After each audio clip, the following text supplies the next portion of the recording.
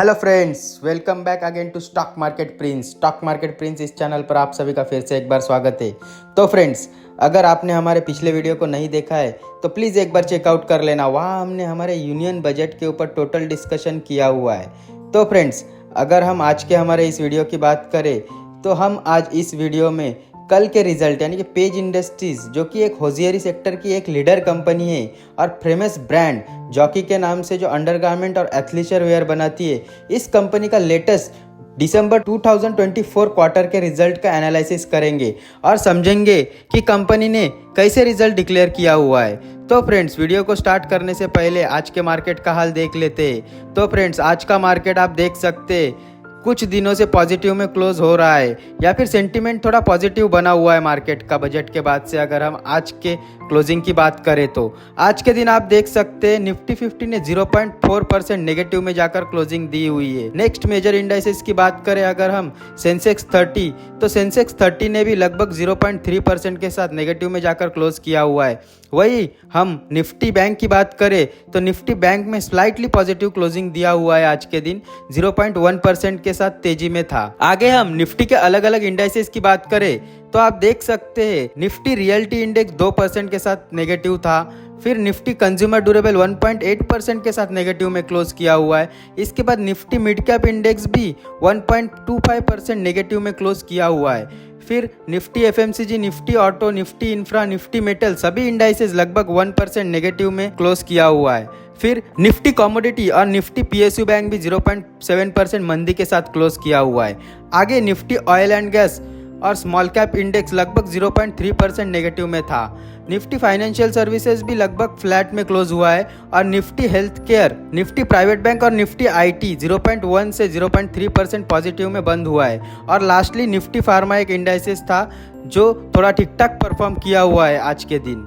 आप देख सकते हैं यहाँ पे लगभग 0.6% की तेजी बनी रही। तो ये तो था आज के बाजार का हाल। अगर हम फॉरेन इन्वेस्टर्स की बात करें तो आपको पता ही है फॉरेन इन्वेस्टर कुछ समय से लगातार बिकवाली कर रहे हैं इंडियन मार्केट में, जिसका कारण बताया जा रहा है रुपये का लगातार कमजोर होना डॉलर के अगेंस्ट और अमेरिका में बॉन्ड यील्ड का बढ़ना या फिक्स्ड इनकम पर अच्छी ब्याज का मिलना, इसको बताया जा रहा है। क्योंकि डॉलर अगेंस्ट रुपी का जो बेनिफिट है वो भी फॉरेन इन्वेस्टर्स को अच्छा मिल रहा है इंडिया से, और साथ ही साथ बाहर जो पैसा वो इंडिया से निकाल कर इन्वेस्ट करेंगे अमेरिका में, वहाँ पर फिक्स ब्याज भी अच्छा मिलेगा। तो इसी कारण इंडियन मार्केट या फिर इंडियन इक्विटी मार्केट से पैसा निकाल रहे फॉरेन इन्वेस्टर्स। लेकिन अगर हम परसों यानी 4 फरवरी के मार्केट की खरीदारी की बात करें तो आप देख सकते हैं कैश मार्केट में फॉरेन इन्वेस्टर्स ने परसों के दिन नेट बाइंग की हुई है 809 करोड़ रुपए की इंडियन इक्विटी मार्केट में, जो कि काफी दिनों बाद एक खरीदारी का आंकड़ा सामने आया हुआ है। और 5 फरवरी 6 फरवरी का डाटा भी आप इमेज में देख सकते हैं। यहाँ पर फिर से थोड़े बिकवाली का आंकड़ा फॉरेन इन्वेस्टर्स का कैश मार्केट में देखने को मिलता है। तो ये तो चलता रहेगा, कभी पैसा निकाला जाएगा तो कभी पैसा डलेगा। जो डोमेस्टिक फ्लोज है हमारे इंडिया के वो काफ़ी बढ़िया है, जिसके कारण इंडियन मार्केट उतने गिर नहीं रहे। लेकिन जब फॉरेन इन्वेस्टर्स की बाइंग होती है तो इंडियन मार्केट हो या कोई भी मार्केट हो डबल तेजी से चलते हैं या फिर काफ़ी बढ़िया परफॉर्म करते हैं। तो फॉरेन इन्वेस्टर्स की बिकवाली का दौर तो हम काफ़ी दिन से देख रहे हैं। अब अगर पॉजिटिवली फॉरेन इन्वेस्टर्स कंटिन्यू खरीदारी करते हैं इंडिया में तो इंडियन इक्विटी मार्केट भी काफ़ी बढ़िया परफॉर्म कर सकता है as compared to other country के मार्केट की बात करें तो चलिए फ्रेंड्स, ये तो बात हो गई इंडेक्स और फॉरेन इन्वेस्टर्स का रुझान की बातें। अब अगर कल की बात करें तो कल यानी 7 फरवरी को आरबीआई यानी रिजर्व बैंक ऑफ इंडिया की मॉनिटरी पॉलिसी आने वाली है, जहां पर माना जा रहा है कि हमारे गवर्नर जो नए नियुक्त हुए हैं संजय मल्होत्रा जी, वो ब्याज दरों में कटौती कर सकते 25 बेसिस पॉइंट की, यानी कि 0.25% इंटरेस्ट रेट को कट कर सकते। अगर ऐसा होता है तो ये बाजार के लिए काफ़ी पॉजिटिव माना जाएगा या फिर बढ़िया हो सकता है बाजार के लिए। लेट्स सी कल क्या फैसला होता है आरबीआई से। तो फ्रेंड्स, स्टार्ट करते हैं हमारे आज के वीडियो की। तो हम आज एक कंपनी के रिजल्ट को देखेंगे जो कि हम ऊपर पहले ही बता चुके हैं। आप देख सकते हैं आज के रिजल्ट में हम डिस्कस कर रहे हैं पेज इंडस्ट्रीज, एक होजियरी कंपनी है जो कि लीडर कंपनी है और इस कंपनी के पास लाइसेंस है जॉकी और स्पीडो इन इंटरनेशनल ब्रांड का, आप लोगों को पता ही होगा।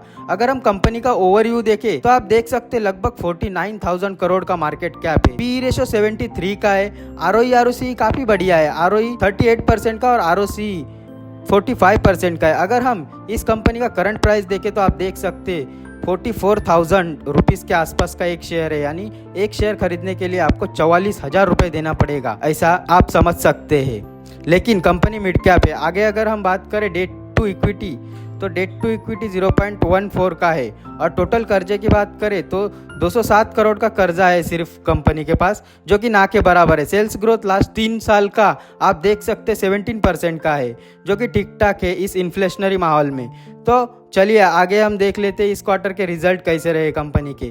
तो आप देख सकते हैं नेट सेल्स इस क्वार्टर में, मतलब दिसंबर 24 के क्वार्टर में कंपनी ने 1313 करोड़ का किया हुआ है। साथ ही साथ ऑपरेटिंग प्रॉफिट 303 करोड़ का किया हुआ है। ओपीएम 23% का है, जो कि ठीक ठाक है। इसके बाद प्रॉफिट बिफोर टैक्स आप देख सकते हैं 275 करोड़ का है, और 26% गवर्नमेंट को टैक्स देने के बाद नेट प्रॉफिट 205 करोड़ का जनरेट किया हुआ है, जो कि पिछले साल के दिसंबर 23 के क्वार्टर से कहीं ज़्यादा है और अच्छा ग्रोथ दिखाया हुआ है। 152 करोड़ का नेट प्रॉफिट था ईयर ऑन ईयर बेसिस में, यानी कि प्रॉफिट में अच्छा ग्रोथ दिखाई है कंपनी ने। आगे हम अगर बात करें एक्सपेक्टेशन की, तो आपको पता ही है कि शेयर मार्केट एक्सपेक्टेशन पर चलता है, या फिर कोई भी कंपनी का जो रिजल्ट होता है वो एक्सपेक्टेशन पर, उस प्राइस पर सेट होता है उस शॉर्ट टर्म में। तो आप देख सकते हैं इस कंपनी का एक्सपेक्टेशन नेट प्रॉफिट में 192 करोड़ का था, एनालिस्ट ने किया हुआ था, जो कि 205 करोड़ का नेट प्रॉफिट कंपनी ने जनरेट किया हुआ है। तो अच्छा नंबर हम इसे कह सकते हैं।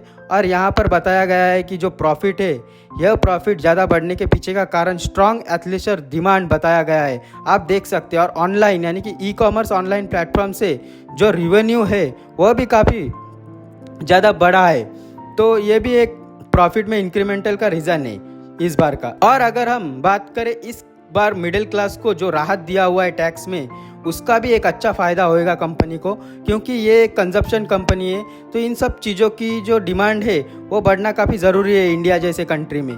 इसको समझने के लिए अगर आगे हम रिसर्च रिपोर्ट की बात करें, तो आप देख सकते हैं इंडिया का एथलीशर मार्केट अभी या फिर 2022 में $673 मिलियन रुपीस का था, जो कि बढ़ के 2029 में प्रोजेक्टेड $2 बिलियन होने का अनुमान है। अब देखिए फ्रेंड्स, अगर इतना मार्केट बढ़ेगा तो इंडिया का एथलीशर मार्केट अगर इस तरह से बढ़ेगा, यानी कि लगभग 3 गुना अगर हो जाएगा यहाँ से, तो ऐसे में ऐसे लीडर्स जो कंपनी है या फिर इस सेगमेंट की जो लीडर्स कंपनीज है, नंबर 1 कंपनीज आप बोल सकते हैं, इनका सेल्स और प्रॉफिट बढ़ना तो अनिवार्य हो जाता है। आगे अगर हम बात करें इस आर्टिकल में, आप देख सकते हैं अपैरल सेक्टर जो है वो अभी फिलहाल डाउन ट्रेंड में है, या फिर हेडविंड्स है इस अपैरल सेक्टर में, या फिर तफलीकें झेल रही है ये सेक्टर, ऐसा आप बोल सकते हैं। बट ये सब टेम्परेरी, ऐसा मैनेजमेंट का कहना है। लॉन्ग टर्म आउटलुक जो है वो काफ़ी बढ़िया होगा कंपनी का, और मार्जिन एक्सपेंशन की बातें भी मैनेजमेंट ने की हुई है, और लॉन्ग टर्म में डिमांड काफ़ी बढ़िया रहने की बातें मैनेजमेंट ने बताई हुई है। ये सब पॉजिटिव बनाती है स्टॉक को या इस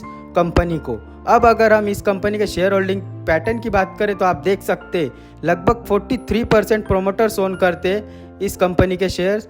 फिर FII के पास लगभग 23% हिस्सा है, DII यानी डोमेस्टिक इन्वेस्टर्स के पास लगभग 29% का हिस्सा है, और पब्लिक के पास सिर्फ 5% का हिस्सा है। अब आप देख सकते हैं जैसे जैसे शेयर का दाम बढ़ते जा रहा है, वैसे वैसे लोकल पब्लिक या फिर रिटेल इन्वेस्टर्स इस शेयर से निकलते जा रहे हैं, और मजबूत हैंड्स है या फिर जो स्ट्रांग हैंड्स है जैसे FII यानी फॉरेन इंस्टीट्यूशनल इन्वेस्टर, ये इस शेयर में एंट्री करते जा रहे हैं और अपना हिस्सा बढ़ाते जा रहे हैं। आप देख सकते हैं नीचे नंबर ऑफ शेयर होल्डर्स जहाँ पर 90,000 के आसपास था, वहाँ पर ओनली 52,000 शेयर होल्डर्स अब रह गए हैं टोटल। तो इसी तरह से जो रिटेल इन्वेस्टर होता है उनके हाथ से शेयर छूट जाते हैं, और जो असली तेजी का मौका होता है तब स्मार्ट हैंड्स है वो ट्रेंड में बैठ जाते और राइड का मजा लेते।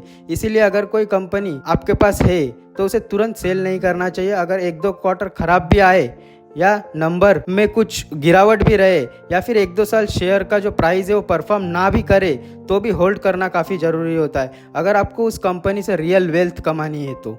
और महंगा शेयर देखकर ना लेना भी एक बेवकूफ़ी का रीज़न है, क्योंकि जो रिटर्न बनते हैं स्टॉक मार्केट में वो परसेंटेज वाइज बनते हैं, और वैसे भी ये कंपनी एक मिड कैप कंपनी है। तो अगर इस कंपनी के रिटर्न्स हम देखें तो आज लगभग 4% का गिरावट था इस रिजल्ट के बाद इस कंपनी के स्टॉक में। पिछले 5 साल के रिटर्न आप अगर देखेंगे तो लगभग 2 गुना हुआ है स्टॉक प्राइस पिछले 5 साल में। तो फ्रेंड्स, ये तो हो गए हमारे आज के रिजल्ट की बात पेज इंडस्ट्रीज की। तो इस वीडियो में हम इतना ही यहीं पे समेटते, और मिलते हैं नेक्स्ट वीडियो में किसी न्यू कंटेंट या न्यू रिजल्ट के साथ। तब तक के लिए सी यू, बाय बाय।